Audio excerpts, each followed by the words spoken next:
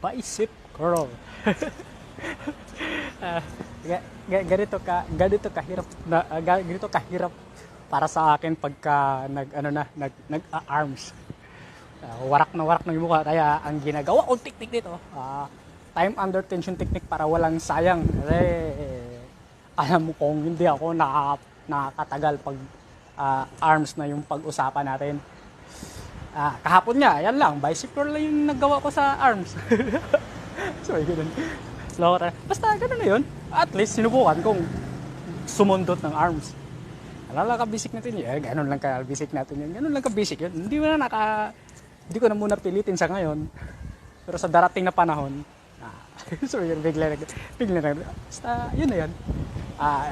Ngayong magbabalking na ako ulit, itry ko talagang fokusan ng kaunti yung arms. Pati na yung shoulder.